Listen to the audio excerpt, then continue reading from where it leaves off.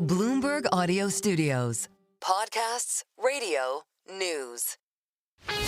This is Bloomberg Businessweek Daily, reporting from the magazine that helps global leaders stay ahead, with insight on the people, companies, and trends shaping today's complex economy, plus global business, finance, and tech news as it happens. The Bloomberg Businessweek Daily podcast with Carol Massar and Tim Stenivek on Bloomberg Radio. Well, Elon Musk giving a wide-ranging interview earlier today with Bloomberg's Michal Hussain at the Qatar Economic Forum. Some news: Musk said he's committed to still leading Tesla 5 years from now and expects to pare back his political spending, assuaging some investors' concerns about the future of his most valuable company. He also addressed the attacks on the Tesla brand and the actual cars, too. Here's part of the conversation with Bloomberg's Michal Hussain at the Qatar Economic Forum. In terms of political spending, I'm going to do a lot less in the future. And why is that? I think I've done enough. Is it because of blowback? Well, if I see a reason to do political spending in the future, I will do it. I do not currently see a reason. That was Elon Musk talking about pulling back on political spending with Bloomberg's Michal Hussain at the Qatar Economic Forum. We've got Max Chafkin with us. He's the co-host of the new Bloomberg podcast, Everybody's Business. He's also the co-host of the not-so-new podcast, but still pretty great podcast. It's called Elon Inc., and a reporter for Bloomberg Businessweek. When he's not doing the podcast or reporting, he joins us here in the Bloomberg Interactive Brokers studio. I'm glad that's what we played, because that's getting a lot of attention right now. Yeah. And I heard that, and I went back to Elon's Twitter from March of 2024, and that's when he posted on X, this is over a year ago, "I will not contribute to either political candidate." And we all saw what happened a few months later. My point is, he says stuff and doesn't necessarily commit to it. Yeah, and even here, he's building himself an out, right? He's saying less money, which you'd kind of expect anyway, right? Midterms are not as expensive as presidential years, so like it would be very surprising if he dropped another $300 million, which is roughly what he spent in 2024 and 2026. And he's also saying, I don't see a reason now, but if I did see a reason in the future, I could. I see this as a public negotiation, right? This is the audience here. Well, there are several different audiences. One, of course, is Tesla shareholders trying to say, like, look, I'm focused on the company. I'm not getting sucked into Washington. Going to try to deal with some of the brand damage that my political presence has caused. But of course, the other audience is Republicans, right? He's putting it out there that if they want money from him, they're going to have to do stuff. And there's lots of stuff that has happened in Washington since Donald Trump took office that I think has made Elon Musk really happy.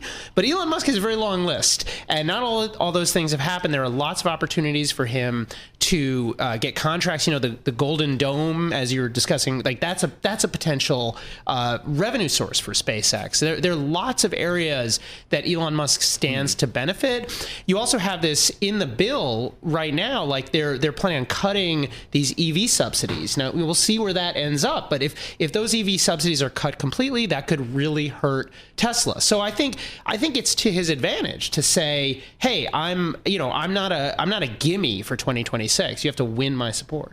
Hey, listen, one of the things that we noticed, Max, we went on air about 2 o'clock Wall Street time, and then shortly thereafter we saw the market pull back and go down to its lows. So we saw some selling.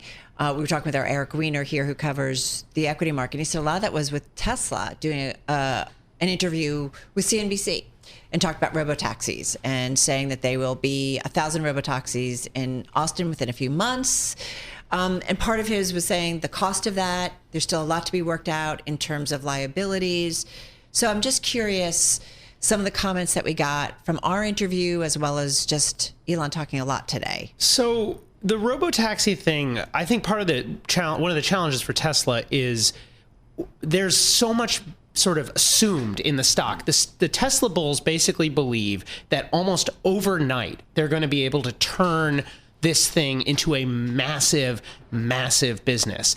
And I think everything we know from the history of other companies trying to launch these robotaxi things. And I'm thinking particularly of Waymo, Google's driverless car division, which has been doing this for like 10 years and has really struggled to commercialize, is that it's going to take a long time. And when you look closely at what Musk is saying is going to happen in Austin, if you are not paying that close attention, if you're just sort of buying this like on Robinhood, you hear Elon Musk say, robotaxi is going to take over the world, you'd think they're going to turn this on, they're going to be huge fleets. It's going to be very small. During the earnings call, we learned something like 10 to 20 robotaxis with teleoperation. That's people, sitting in command centers, making sure the cars don't hit anybody. That's not necessarily what Waymo does by any means. No, it's closer to, it's maybe what Waymo did, years ago. And it's a realization, I think, that this is going to take a long time. So I don't know. Elon Musk has this kind of amazing ability to spin stories about the future, to get people excited about the future. And he may be able to do that, but like Tesla stock has gone up a lot in recent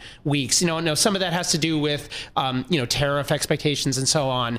But this is a very valuable company relative to the number of cars it sells. Max, in the interview that he gave to our team at the Qatar Economic Forum earlier today, he was asked about protesters or the Tesla brand damage. And what he answered was, he said, quote, "They're on the wrong side of history, and that's an evil thing to do." That's referring to people damaging Tesla cars in showrooms. Something needs to be done about them. And a number of them are going to prison, and they deserve it. It seems like certainly there were reports of damage to Tesla vehicles and damage to Tesla showrooms. But there have also been these protests that have been happening at Tesla showrooms all over the country, especially during his work with Doge, that were not violent. Yeah. It seems like he's also in the past talked about these people being part of some bigger movement. He's referred to them online as being paid. Have we seen any evidence of that? No, there's no good evidence that the people who are showing up at these Tesla protests are paid. I would say that he's conflating a couple of different things. But, and having talked, we did a podcast episode on Elon a week and a half ago with a former Tesla sales manager. And who he's talking about is like the real danger is not these protesters, not somebody showing up to a protest. It's just somebody not buying. And like that is a thing that even if you remove the protests are of course not good for the brand. They're an expression of unhappiness and so on. It doesn't lead to good headlines. Obviously, protests can sometimes get out of hand, but also it's just a lot of people, I think, do not want to associate their car with something this controversial. And what he was saying is that when Musk started, what this Tesla manager was saying is that when Musk started getting involved in politics a couple of years ago, they had people come into the Tesla stores and argue and say, I like the car, but I don't like this, still very engaged. And what he said, what changed as Musk became more and more engaged is they just stopped coming. They just decided, screw this. Like, I don't want to be associated with something that's controversial. And when you look at what's happening in the sales, like that's what's showing up. It's not the protesters. It's just the people not buying. And that's a thing that's going to be hard to turn around, I think. In terms of Tesla, the business, just real quickly, I think he talked about things are turning around. Is he right? I think investors are certainly hoping so. We have not, in the publicly available data, there is very little to support this. Now, Elon Musk is saying it's happening, trust me, and he's citing the stock price. Now, as I said earlier, the stock price, lots of things are driving the stock price, but one of the main things is expectations around Trump's tariffs. In other words, having nothing to do with sales. So if he's saying you should trust me that the business is turning around because Tesla stock is up substantially over the last month, that doesn't, to me, suggest that sales are definitely up. What we've seen is numbers out of Europe and numbers out of China still not good. The U.S., we don't really know yet, so we will see. But this is not the kind of thing, I think, that can be turned around in a matter of days or weeks. People make decisions about buying cars over a term of years. That's why car companies spend so much doing brand advertising.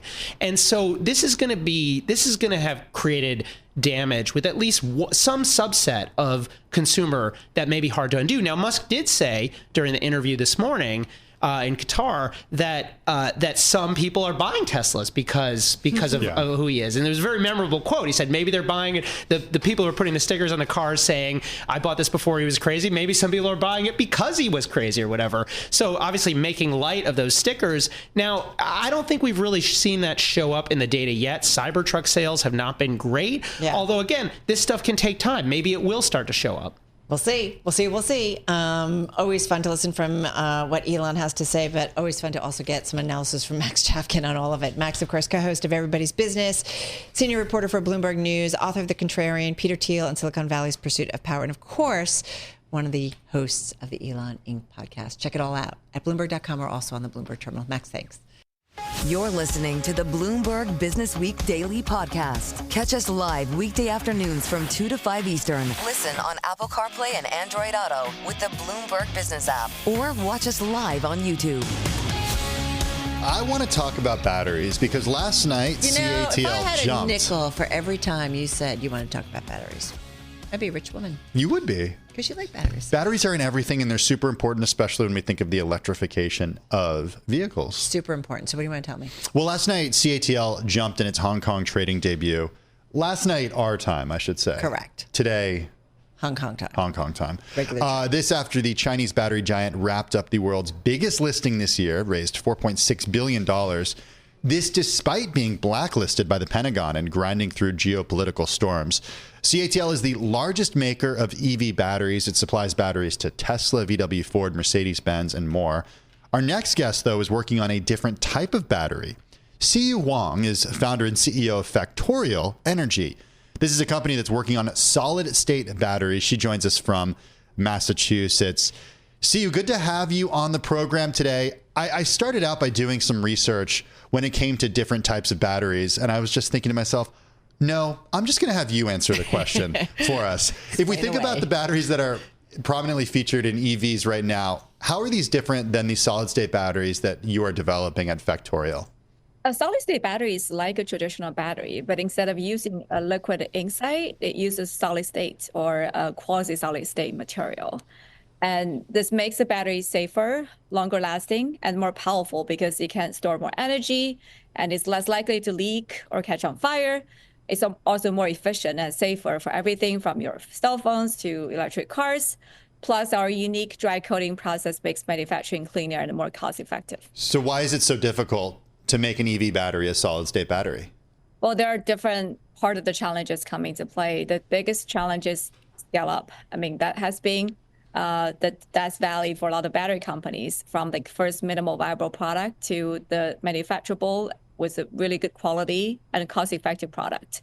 And on top of that is really the supply chain challenges. I think that's definitely a very central to all the battery players in the world. And last but not least, I think it's really coming down to the execution, right? From a startup to a giant supply chain player in the value chain for the batteries, really the big difference. So I think that's really coming down to the execution and also the conviction from the leadership team. Wait, so help me understand. So in terms of scaling up, what's the biggest impediment? Is it resources, financial resources, materials? I'm trying to understand, because you guys have been working on this for a while, and I understand there's development and all of that takes some time, but tell us what's kind of the biggest point or factor that's holding you guys back at this point. Yeah, I would say there are probably mostly 3 areas, but I think the biggest hurdle when comes from a technology to a real product is really to scale up the battery itself. You know, traditionally we have batteries like with our cell phone size batteries, when a lot of smaller started to developing, even as small as your watch battery, like a coin cell battery. And it's a big hurdle to scale from like small cell phone batteries to like a big automotive size battery. Actually, I brought up a prototype that to the audience today, that this is actually the 100 amp hour battery we just launched in 2023, and actually we brought into the B sample earlier last year as well. So this is actually an automotive size battery. Wow. And it's a huge from a cell phone size battery to automotive size battery. It's a lot of work to put into like manufacturing, design the battery, and also even to keep the quality and cost on track. So I think that's really the top biggest challenge for making a battery, alongside with also other costs and the quality checking. The battery that you're holding right now, that would be a battery that would go into an electric vehicle? Yeah, so actually we launched with Mercedes together earlier this year, the first solid-state battery vehicle with a global OEM, and we're putting the lithium metal solid-state battery that we produced, and we are able to power the vehicle of EQS. And with our battery, which is bringing higher energy, and it's a denser energy, so it gives you a less volume and also a lighter, smaller battery. It actually delivers a longer range and also be able to be more cost efficient in the long run. So this is what we have delivered with Mercedes earlier this year in the EQS. And it's actually powering the vehicle, and it was running on the street of Stuttgart. So just for those who are listening on radio, CU has been holding up. We all know our car, what our cell phone looks like in the small batteries, but this one looked like it was about 1.5 feet long, maybe 4 inches wide. It was very light. Was that the actual battery? Batteries are heavy. Was that actually the weight of an actual car battery, a solid state car battery? Yes, that could be much lighter compared with the traditional lithium-ion batteries. Right. We're using a lithium metal in the anode, which is the lightest metal on Earth, and also has a lightest weight as the anode material, has the highest capacity as the anode material. So it does give you much higher energy density from the volumetric energy density to the gravimetric density perspective. So we're able to enable about 50 to 80% higher energy density compared with traditional batteries.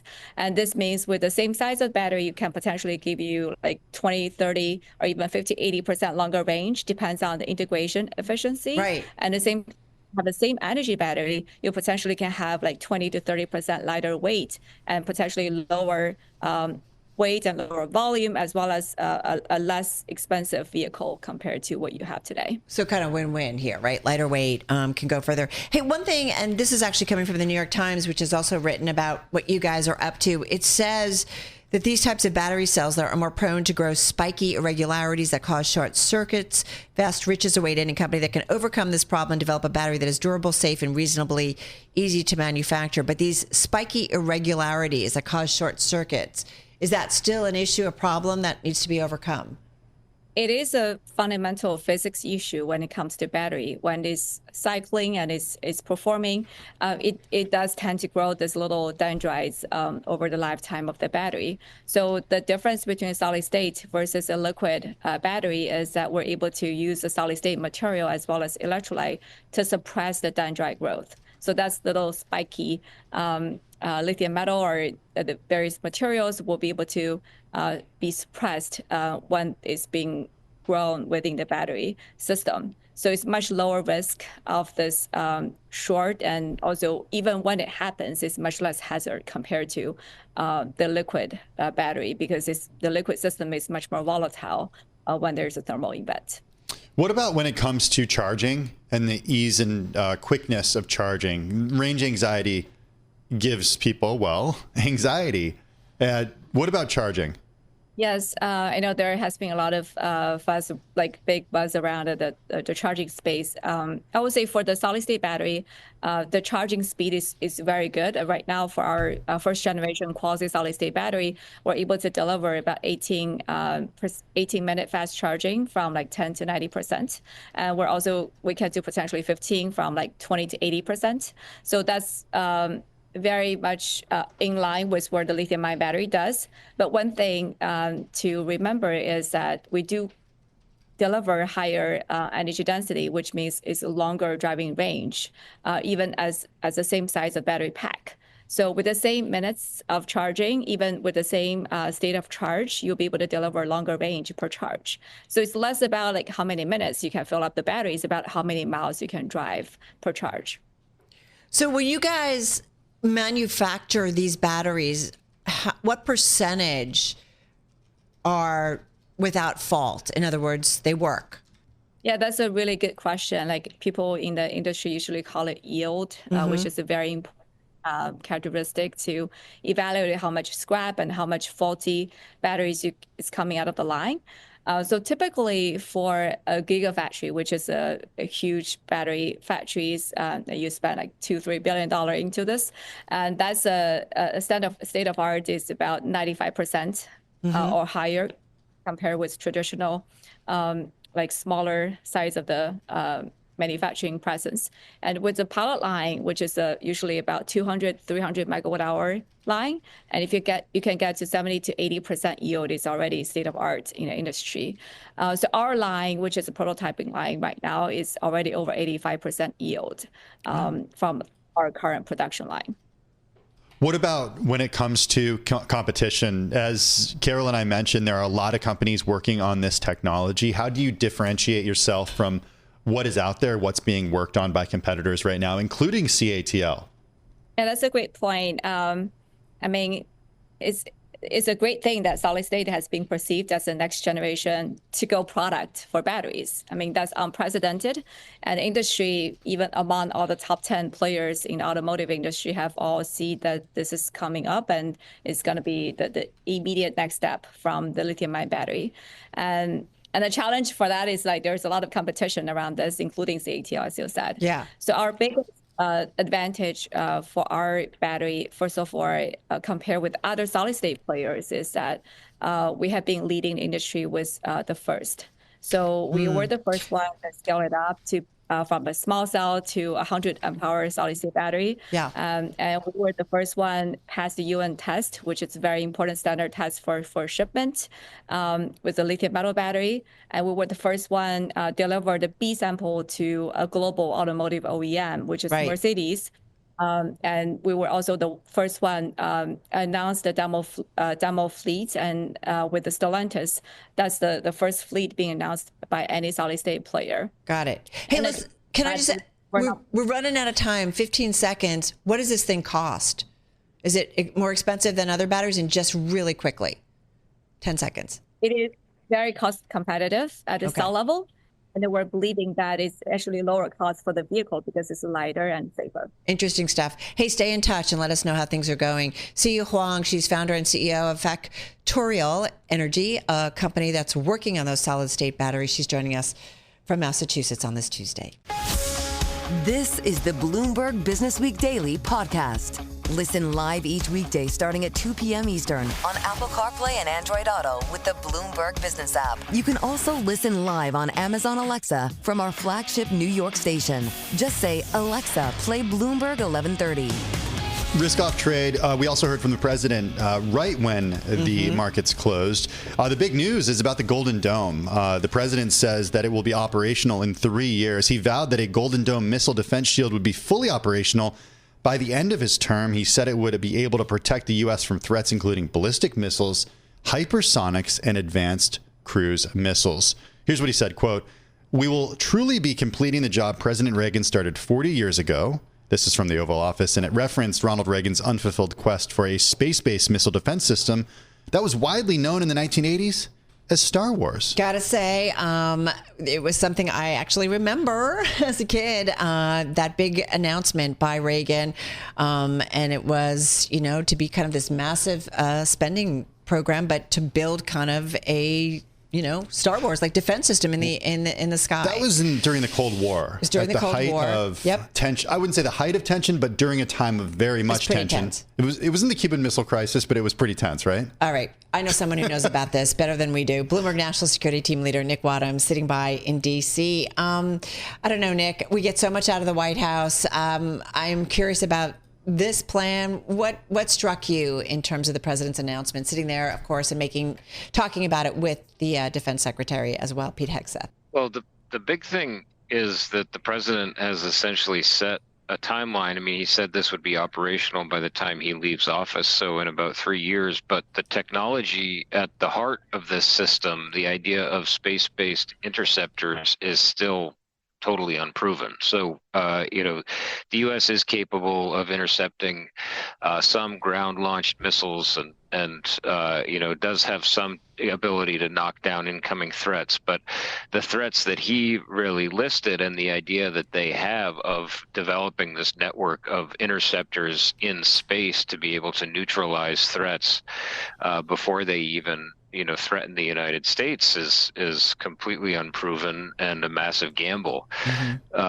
The other element of it, he said that the system would cost $175 billion overall, but the Congressional Budget Office has estimated that it's going to cost about $542 billion over 20 years to develop and launch the interceptors. So, no surprise that the president would have a lower cost and a truncated timeline, but that's out of whack with what experts at even the Congressional Budget Office say are realistic. Okay, that's a good point, Nick. I'm also wondering, too, about the risk, or the threats, rather, that this protects the United States from. As Carol and I were talking about, the Star Wars program was during the Reagan administration. That obviously did not end up happening, but it was at a time when the U.S. and the Soviet Union were locked in the Cold War. I'm just wondering about the threats that the U.S. faces right now. And look, nobody can see the threats in the future, but what is out there that he's so concerned about?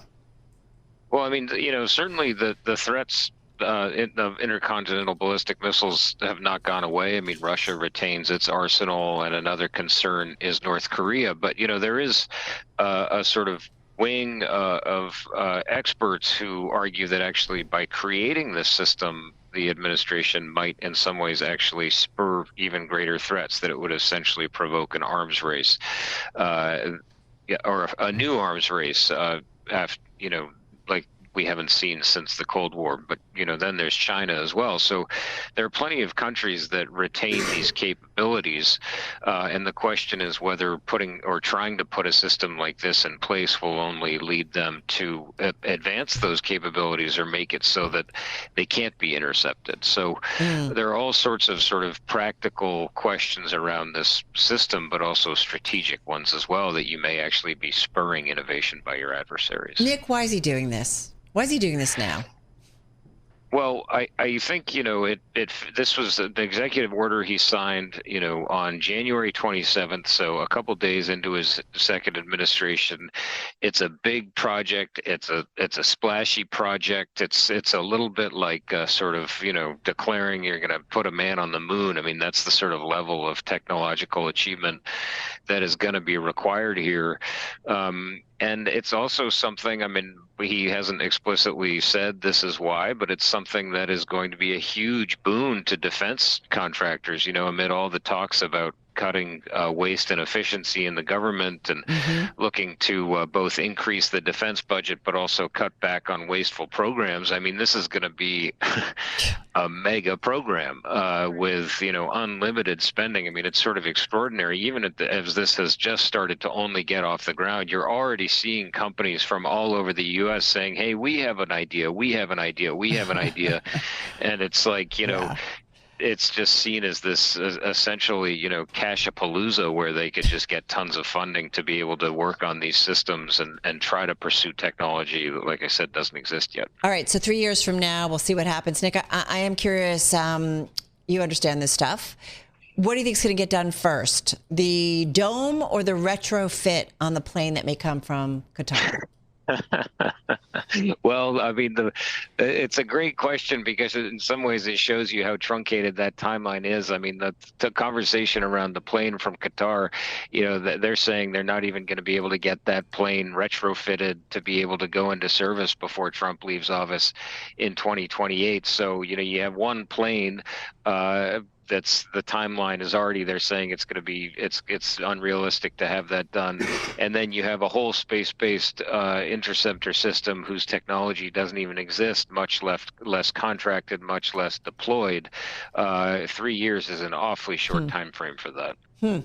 Interesting times. Hey, thank you so much. We know a lot coming at you as always, but Nick Wadhams is a voice we always want to check in with. He's Bloomberg News National Security Team Leader, joining us from our bureau in D.C. Nick, thank you so much.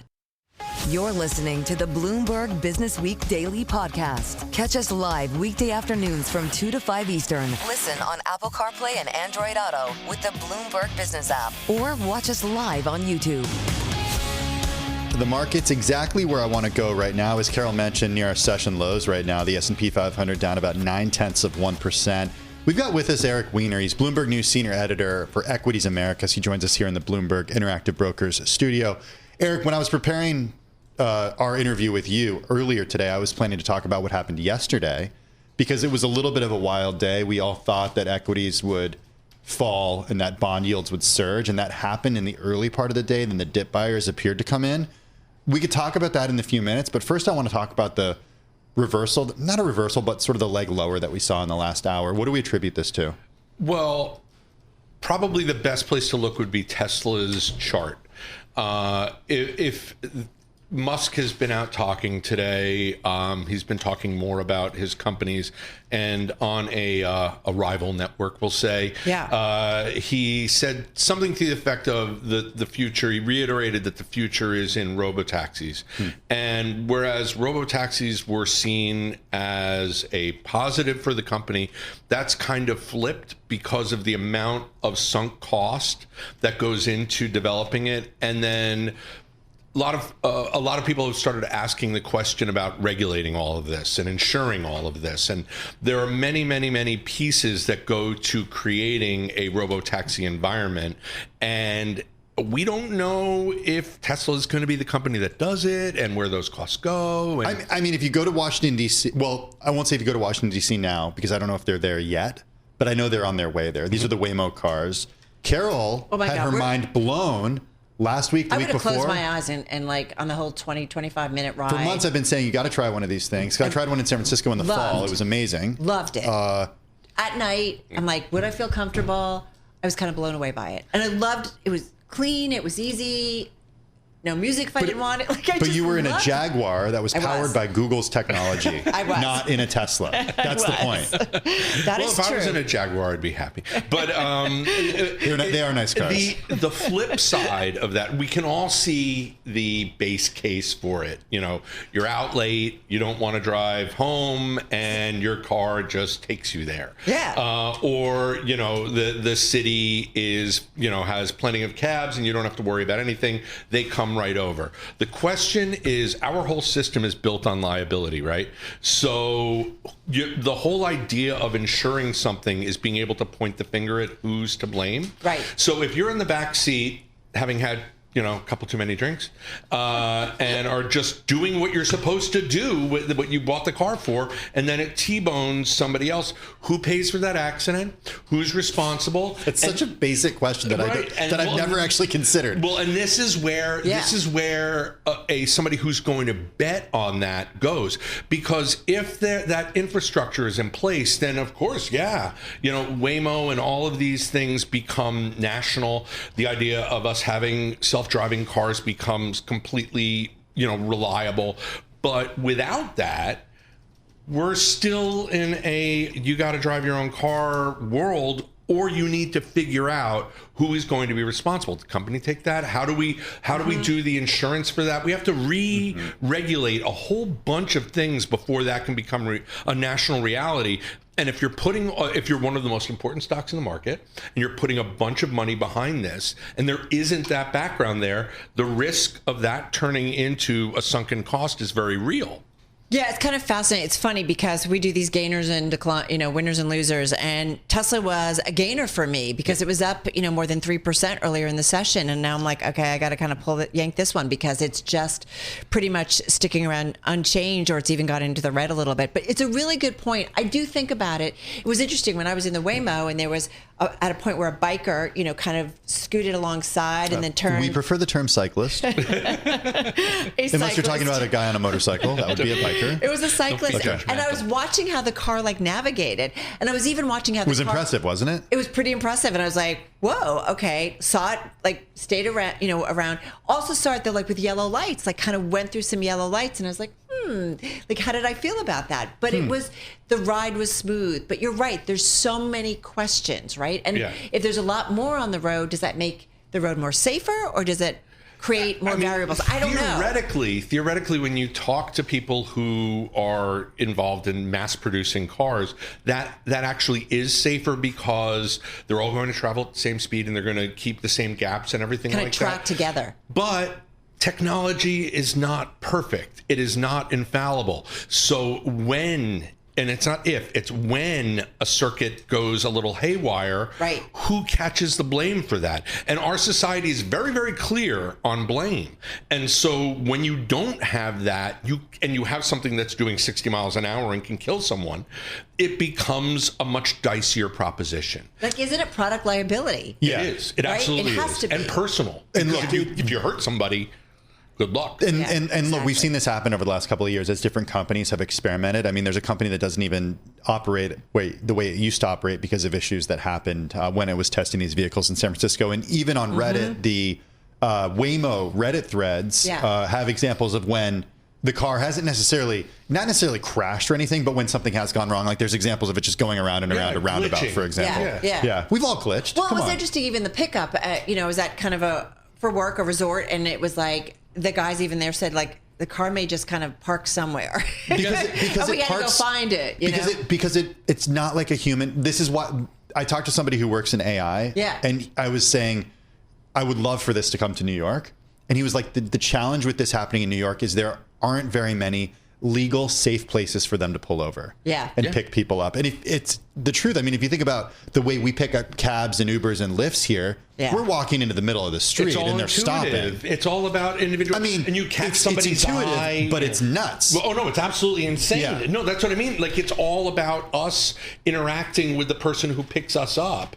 And when you have cars that are just pulling in by themselves, you don't know how this is going to work. And that's really what it's about. If you're sinking your money, and this is a company that builds cars, you're sinking your money into something that you don't know how it's going to work, that gets dangerous. So this is all about Tesla?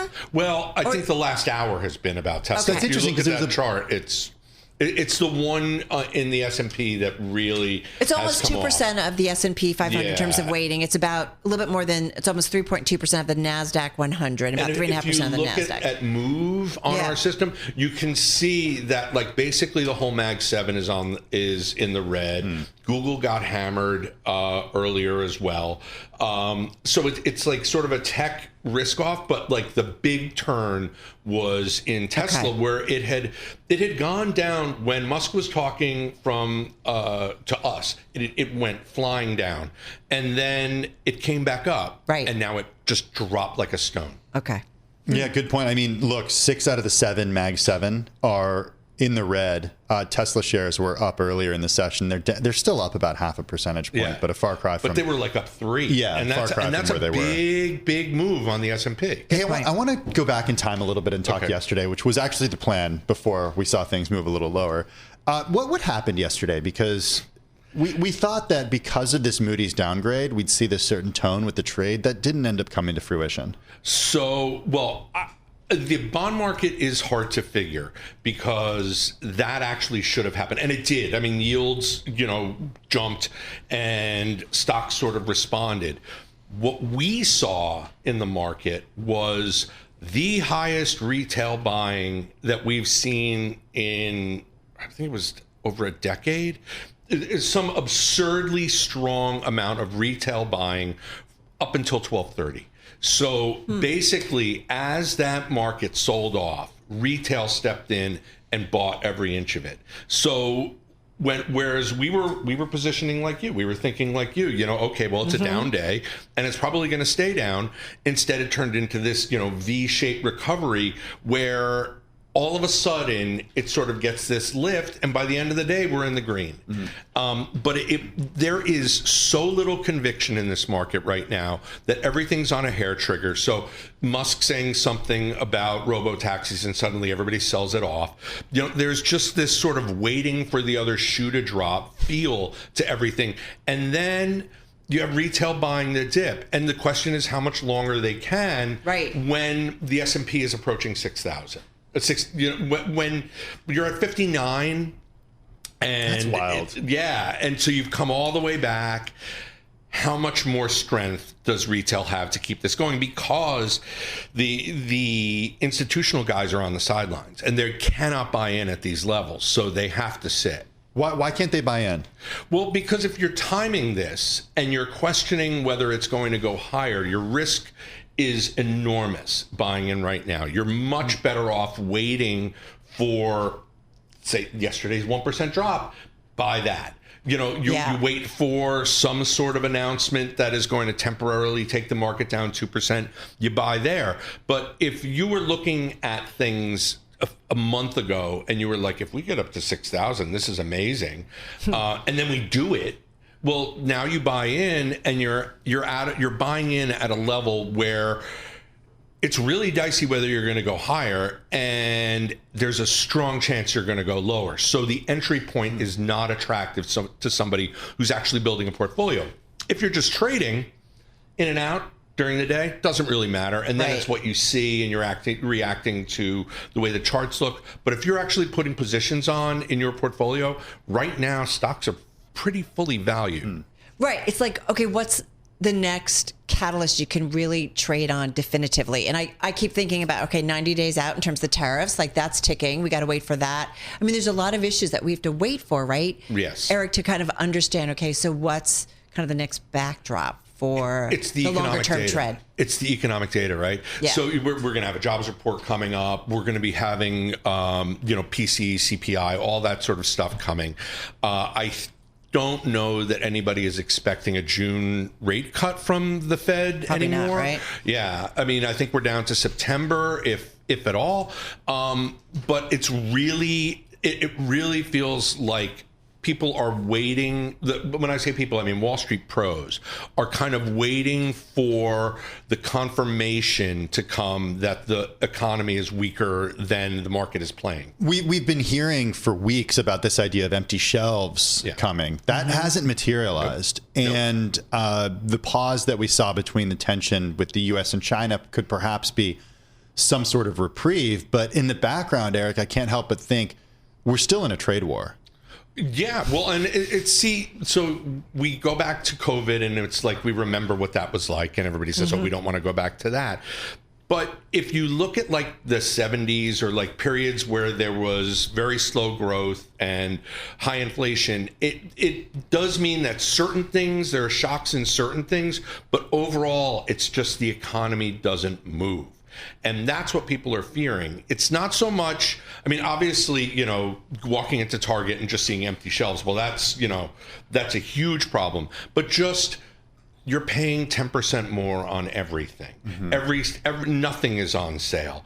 Your meat is more expensive. Your groceries are more expensive. Everything you buy, everywhere you go, it's more expensive. And what happens then is people just retrench. It's like each individual decision happens, and people go, okay, well, I'm going to pull back, and that hits earnings, and that's when it starts spreading. So if you're a trader, you're looking at the clues that are going to get you to those earnings that are then going to send you lower. Yeah, see, so, okay, off to the next earnings cycle.